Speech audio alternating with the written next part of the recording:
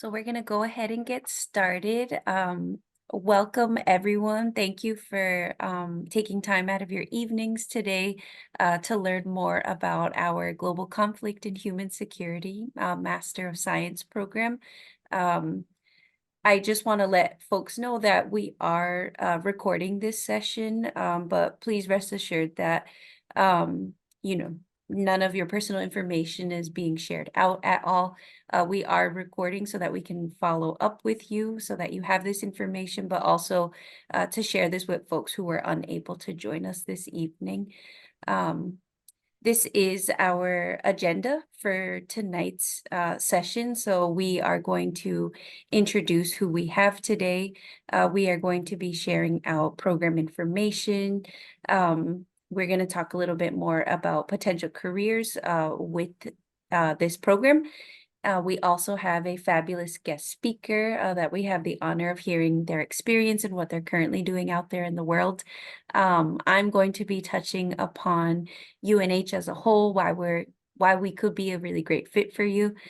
We will cover tuition and financial aid just so that you have that information. We will also cover application instructions, and then at the end we will leave it open to you all for questions and answers. And this is who we have here tonight, in addition to a wonderful guest speaker. But my name is Cheyenne Acevedo. I'm the Assistant Director for Online Student Success with UNH Online. If you've already inquired with the program, you may have already spoken to somebody on my team here. So one of our student success coaches is Callie Iorardi, and then we also have Danielle Beatty. Melinda is our amazing program director, and we are joined here tonight with her, which is amazing.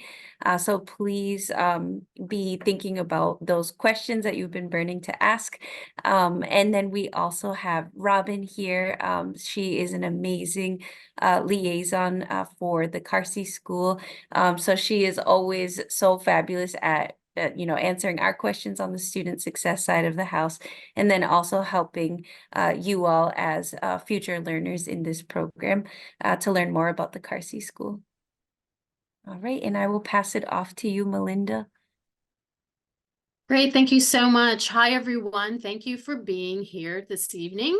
I am going to start by talking about the Global Conflict and Human Security Program's curriculum, and then talk a little bit about potential career tracks, and then we will talk to an actual GCHS student, Andrew Szparaga. So you'll see on the side here that it says, join the global effort to achieve the United Nations Sustainable Development Goals. Basically, we know that today in 2024, the world's most vulnerable people live in fragile and conflict-affected states. And the United Nations has created this global blueprint for trying to meet the needs of vulnerable people around the world. These fragile states, as we call them, are those that have very weak state and public institutions. And the World Bank estimates that by 2030, up to 2/3 of the world's extreme poor could live in fragile and conflict-affected countries. And so we really home in on those countries and communities around the world in this program. Conflict actually drives about 80% of all humanitarian needs around the world. And it's quite simply impossible for societies at war to develop sustainable and resilient food systems, health systems, education systems, and so on. And so a lot of organizations like the World Bank, the United Nations, the U.S. Agency for International Development have really prioritized humanitarian and development and peace-building assistance in recent years. In fact, almost 2/3 of all State Department administered overseas development assistance goes to fragile and conflict-affected countries. And the U.S. Congress recently dedicated over $1 billion more to the foreign aid budget toward conflict prevention and peace building. So this is really a high priority area for the United States and also for the international community. And we really focus on that in this program. Next slide, please.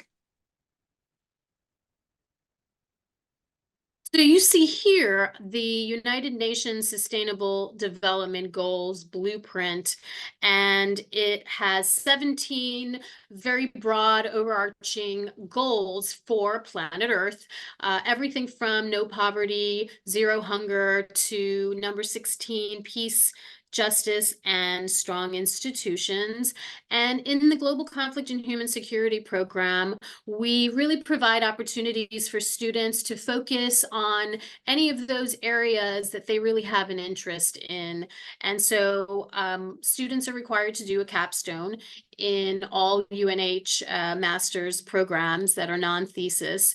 And so for your capstone, you would really tailor your project or your capstone in public administration and policy on an area that falls within the UN Sustainable Development Goals, as you see here. And a lot of these goals are very interrelated. So we talk a lot in our program about how we can design projects to meet people's needs in a lot of different sustainable development areas on this sustainable development map here.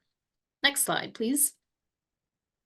So Global Conflict and Human Security, or GCHS for short, I know it's a mouthful, is a professional master's degree that really tries to find that sweet spot between theory and practice. And it's a global development degree that incorporates macro level as well as micro level policy and project design and evaluation. And our GCHS student cohort, we use a cohort model. So people start in the fall typically and go through the classes together as a cohort. Our GCHS student cohort commingles with the students in our other Carsey school programs, such as the Master in Community Development and the Master in Public Administration. The GCHS program is 10 courses, 30 credits. There are 2 specialization tracks, and it can be completed in as little as 12 months if you go down the full-time track. There is a required capstone for each of the 2 tracks, and I'll talk more about that in a moment. And the program is fully online and it is asynchronous. We do have optional Zoom meetings for classes, and we do ask that you meet through Zoom with your academic advisor and professional advisor from time to time.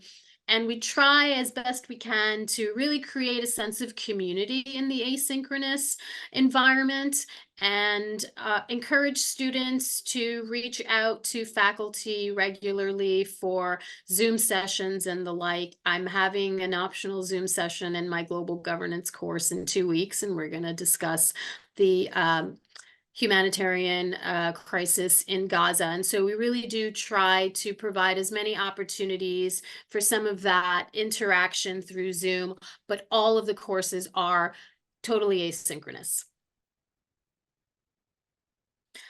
So this shows you our curriculum, and you can see the 2 tracks, the project management track and the policy and administration track. They are similar, but they part ways after the first 2 terms of the program. And the project management track is for those people who are interested in working in international development and designing projects, implementing projects, monitoring and evaluating international development projects anywhere in the world.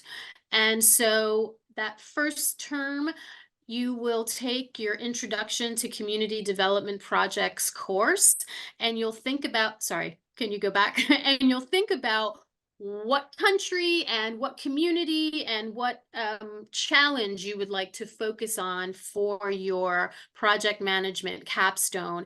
And we have a series of 4 courses that make up the capstone experience. So the capstone is not one course in project management.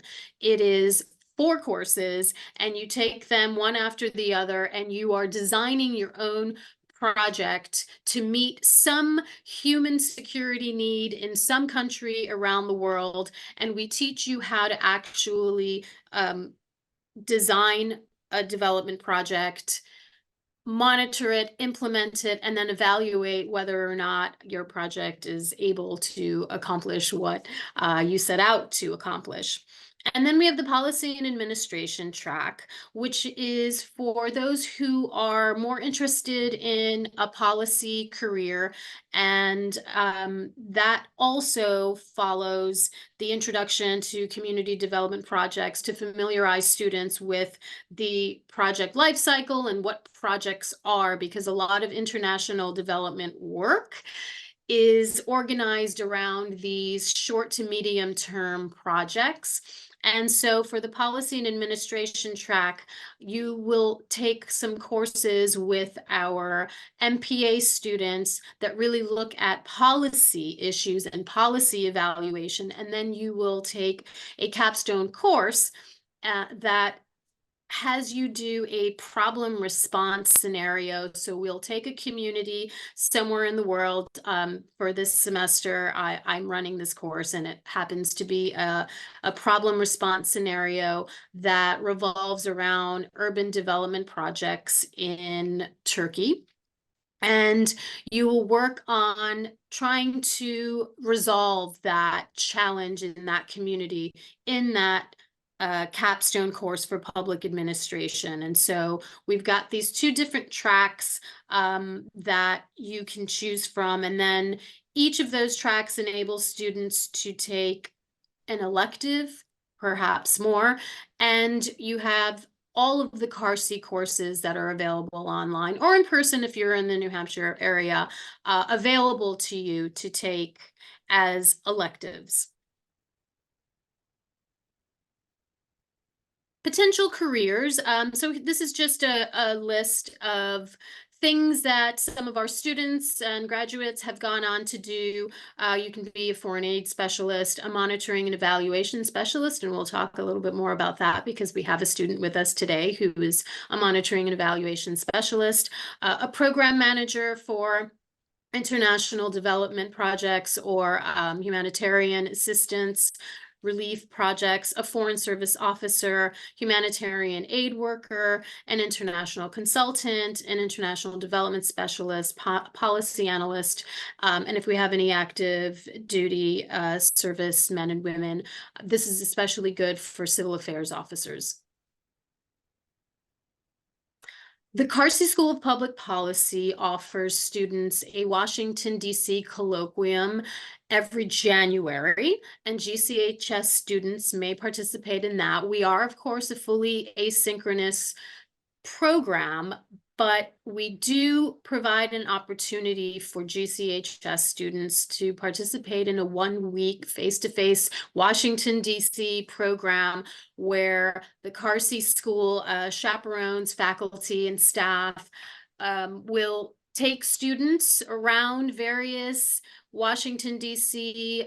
federal agencies, nonprofits, international organizations to talk with policymakers and very important people in D.C. It is a wonderful program, and you can learn more about it on the Carsey School's website.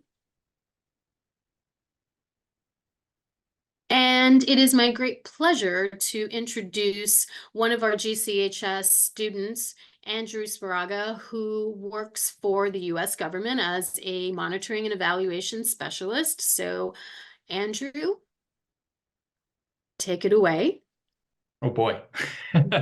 Well, good evening, or good afternoon, or good morning, depending on those who are watching this later. Thank you, Melinda, and everyone for letting me come and speak to you guys about my experience. I am, as Melinda said, a monitoring and evaluation specialist focused on rule of law capacity building programs run by the US government overseas. A little bit about me before I get into what that really is, but before that, I was a program analyst working in this same office. I also have experience working in another office within the government. You know, the government is huge, but focused on rule of law aspects, working on international affairs. Before that, I was a Peace Corps volunteer in Namibia in Southern Africa, where I focused on the education space, where I was a teacher at a local school in rural Namibia, and then transitioned that into working both on health projects and with the Ministry of Education itself as an organizational development officer focused on improving data analysis and using high quality data to inform decisions at a ministerial level. So basically, data is my life. But I kind of came into GCHS through Peace Corps. I am in my second year. As Melinda said, there's two options. You can either do full-time, which is a one-year program, or part-time, which I am doing, which is a two-year program. I am almost done. I'm in my second to last class, which is global governance, which we are in week 1, which I'm ready and excited to go to. I got some discussion posts to work on later tonight. But after this, I have my capstone. It's been this sort of whirlwind experience of learning all sorts of aspects of development, capacity building, all of the different aspects in this peace building nexus that we've talked about. And if you have any questions about that, we're happy to discuss those. I've loved this program. It has been an absolutely incredible way to hone skills, to help me identify a career path that I didn't expect that I wanted to work on. I mentioned that I was a Peace Corps volunteer. One of the things about that was I thought that I was going to work in education or public health. I worked on a number of HIV projects in Peace Corps and teenage pregnancy prevention. And I really came into this program expecting to learn more about development so that I could get a job in that field. But through this program, it's a holistic program. We focus on all different aspects of development, capacity building, that I never thought of rule of law, for example, as a possible occupation, career path. And through this program, I talked with Melinda about it and we sort of brainstormed some things. I found this opportunity to do monitoring and evaluation, which is basically, is the program working? Is it meeting the agreed upon objectives, outcomes that my office and the funding organization have agreed on to meet these development goals? And sort of using the data from these programs to justify decision-making at an executive level has been really, really important, both for my office and also for me myself. I mean, there are a number of courses that I have that I can pull from every day. I pull from our research methods course. I pull from the policy and program evaluation course, which I've just completed, ironically. Program design and management, which is one of those 4 courses in that capstone experience, have all played an active role. And this sounds canned, but it is true. I use those skills every single day at my job. I was probably supposed to introduce myself and I just ran right into it, but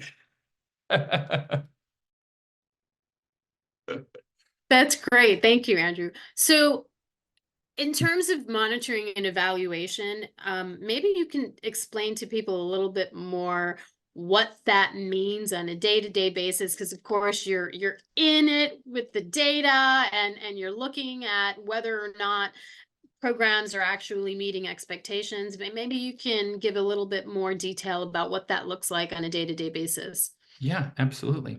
Thank you. So monitoring and evaluation at a very high level is, as I said, is the program working? Are we meeting our objectives? And one of the things that we go about doing that is assessing everything from knowledge change to usability,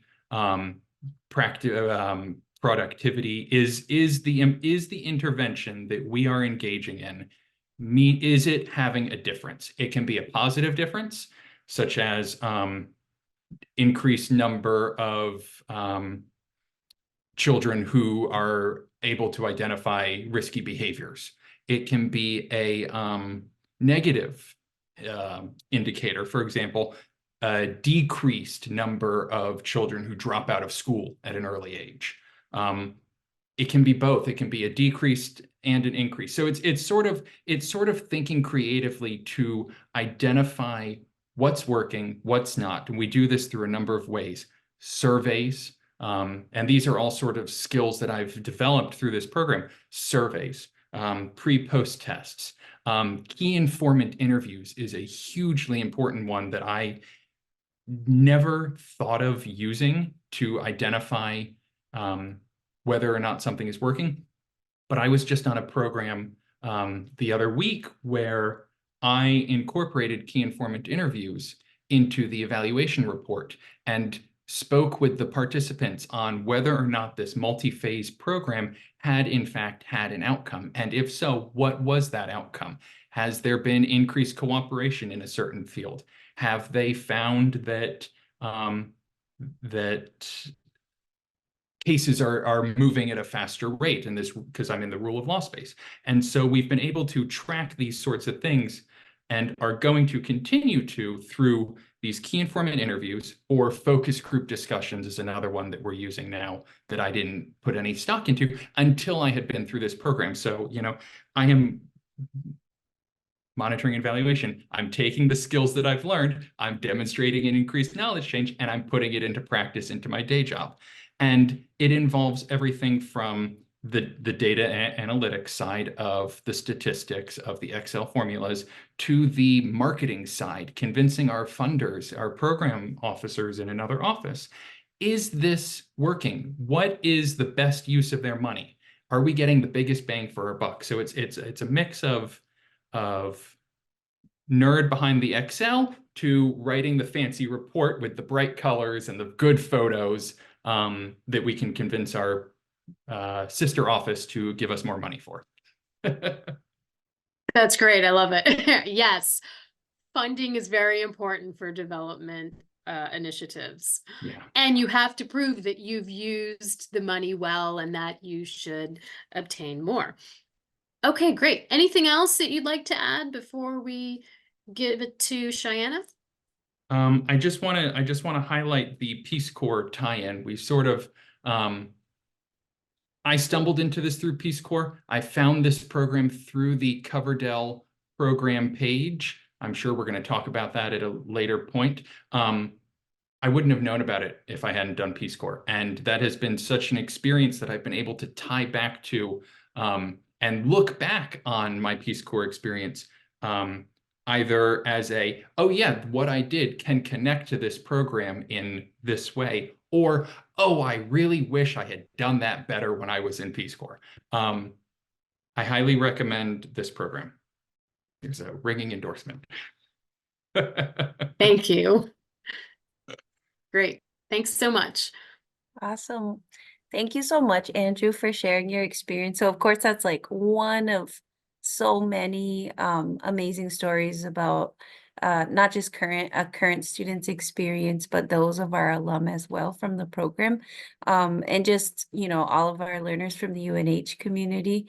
I think that's one thing that you will never not hear from a UNH student, is that they're all experiencing a wonderful sort of life-changing experience in their time as they're undergoing research, as they're moving through the programs. And I think that really ties in well with, you know, the overall experience of a UNH student. So just some things that we wanted to highlight as the actual university. So UNH is the flagship institution of the state of New Hampshire.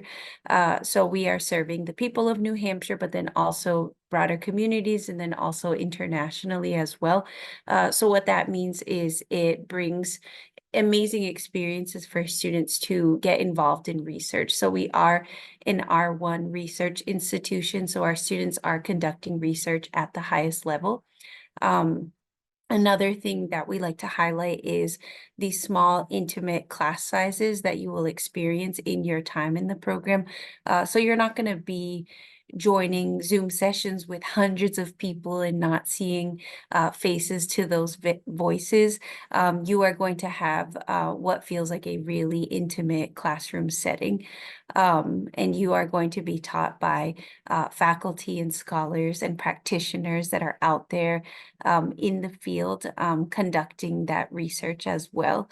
And then we do like to emphasize the learning community with that emphasis on theory and practice as well.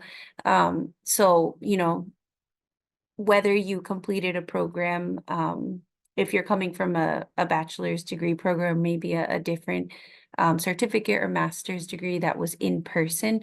If you're wondering about the quality of your experience, it will be that high quality experience for you. It's just that the modality is remote. So I know that can sometimes be a question for folks that have never taken an online class or maybe have never been in a remote setting for classroom learning. But we always hear from our students is that they are having a really high quality experience while also being able to take care of things at home, work full time, and juggle all that life has to bring our way. Melinda, I don't know if I missed anything or if there was anything that you wanted to add here.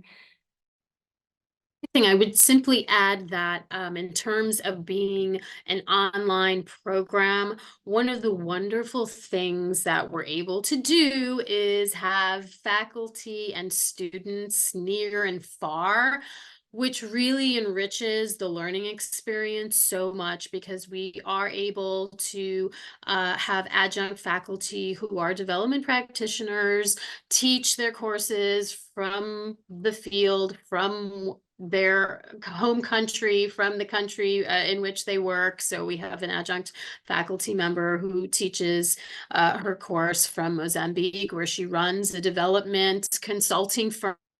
And we have students in Morocco and India and Washington, D.C. and New Hampshire. And it really is this wonderful global community that meets remotely. Thank you. All right. So the online space operates in what we call terms. So any class that you are taking in the program will be 8 weeks. So I would say the pace is a little bit faster than what you would experience in a traditional sort of 15-week course that spans from like the end of August until December. So being 8 weeks, you can take up to 2 classes in any given term as a full-time student. There is flexibility in the program where you can take classes at a part-time status, so that would just be 1 class per term. If you had any questions about how you would be taking your classes or flexibility around part-time versus full-time, feel free to schedule a call with one of our student success team members, and we're happy to walk you through that. But as you can see here, you'll see the breakdown of sort of the entire school year. So we have term 1 through term 5. You have a week break in between each term. You have a longer break in a more traditional sort of like winter break that you would have just for the holidays and New Year's and things like that.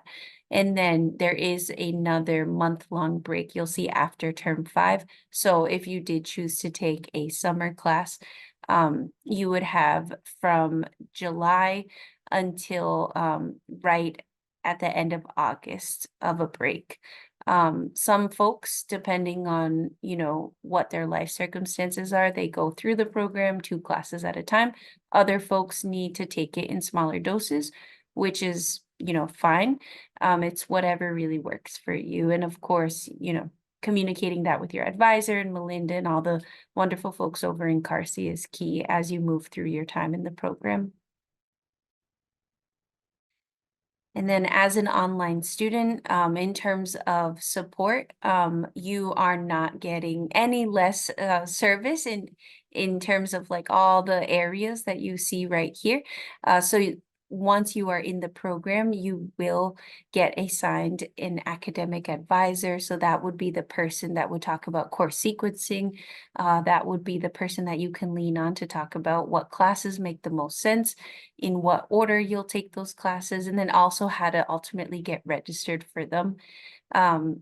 Right now, like I said earlier, if you've already inquired about the program, you may have already talked to one of us, most likely Danielle, but you may have talked to myself or Callie. But we are always going to be here from initial inquiry up until the time that you graduate.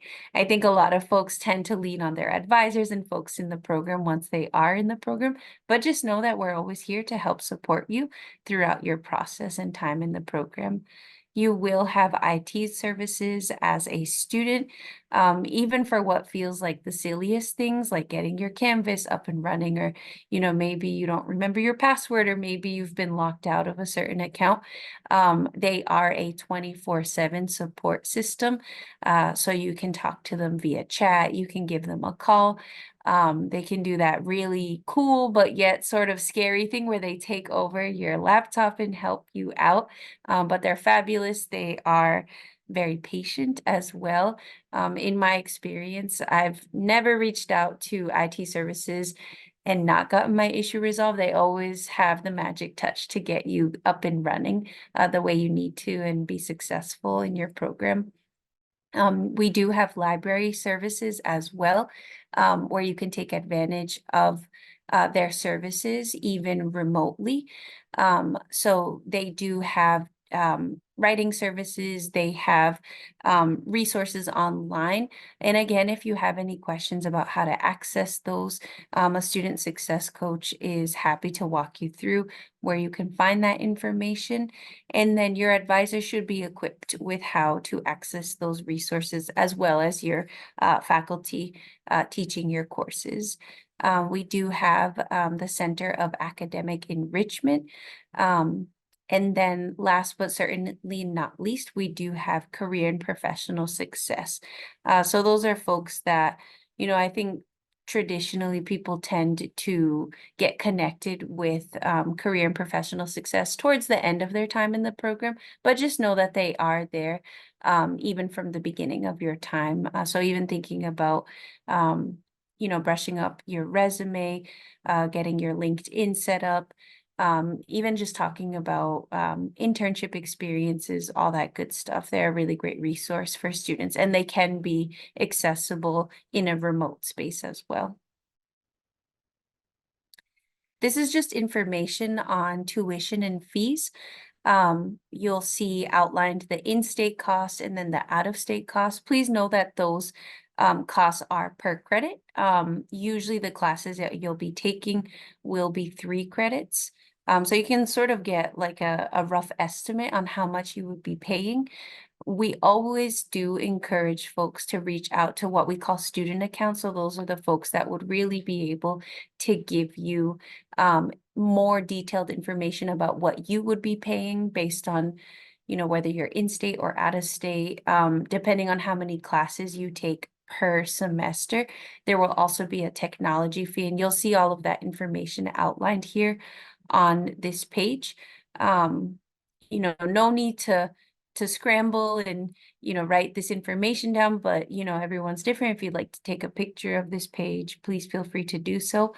But again, we're recording this session, so you'll have this information here. And then this program, you could be financial aid eligible. And then down below, you'll see a list of some scholarship opportunities as well. And I don't know if, anyone wants to jump in to sort of elaborate on internship opportunities. If we don't have the time today, we can certainly have you all book an appointment to talk a little bit more in depth about that as well.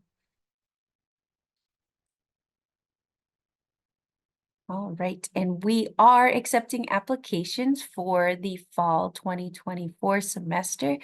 So the deadline to apply is August 1st. A deadline doesn't mean that you have to wait though. So we would love to see your application come in as soon as you feel ready. And hopefully this presentation has equipped you with the information that you need to go ahead and submit your application, and hopefully has inspired you to go ahead and get started if you haven't started your application. So, mark this on your calendar. August 1st is the day that you'll want to get your application in. And again, we're all here to help get you ready to hit that submit button and help you along the way. So if you did have any questions, feel free to reach out to us. All right, and here are some contacts for you. This might be a good one to take a picture of just so that you have it. But up on the top is UNH Online Student Success Team. That is our email. Myself and my other two colleagues that I showed you earlier in the presentation, we manage that email. So feel free to send us an email if jumping on the phone doesn't work for you. Email is probably the best way to go, and then that is our general number right there. Please know that you can also email us and schedule a bookings call is what we call it. And so you can carve out a specific day and time that works for your schedule. And then we also have Robin and Anne's contact information at the bottom. So you have a lot of folks that you can reach out to. The support is overwhelming, I would say, in a really great way. All right. So this is just the application requirements. So the application is online. There is an application fee tied to that, but I have a fun surprise for all of you towards the end of this presentation.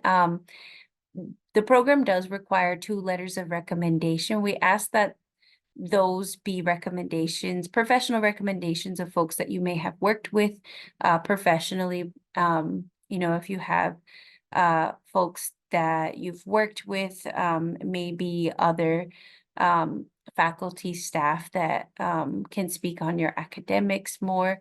Melinda, I don't know if I'm maybe some common examples of letters of recommendations that you like to see that help inform your decision. Sure. So, some of our students graduated recently with their undergrad degrees, and it's easier for them to go to faculty and ask for a letter of recommendation, while other students have been out of school for a decade or two. And so for students who have been out of school a while, it's perfectly fine to ask for letters of recommendation from your professional colleagues who can speak to your experience and knowledge with respect to development, peace building, humanitarian work, and that sort of thing. So it's fine to have professional colleagues write those letters of recommendation, but if you can include a letter from a faculty member if you recently graduated, that's great. Thank you, Melinda. Yeah, I put a lot of emphasis on that just because some folks they sort of feel at a loss for a letter of recommendation because they have been out of school for a while. So every program is different. So thank you for sharing that. That's helpful. And then, of course, we require your college transcripts. If you do get admitted into the program, ultimately what we need are official transcripts from the prior institutions that you've attended. But at the initial time of applying into the program, we can see what we call unofficial transcripts. So you can upload those documents and attach them to your online application. But like I said, ultimately, when you are accepted into the program, the graduate school will require official transcripts. So that would have to be ordered from those institutions and sent directly to our graduate school. And again, I think that's a pretty common question that we get from the student success side of the house. So we're happy to help answer any questions if you're unsure about that process or who to really turn to get that information. As part of the application, there's also a personal statement. In the online application, it should prompt you with what you're writing about. It's also listed online. So if you have any questions, please feel free to reach out to us and we can clarify that for you. And then we also are asking for a current resume as well. So if you haven't looked at your resume in a while, just make sure that you brush up on that and put what you're currently doing. And just important to know on the bottom, it's a little bit smaller. Standardized test scores are not required in order to be eligible for this program.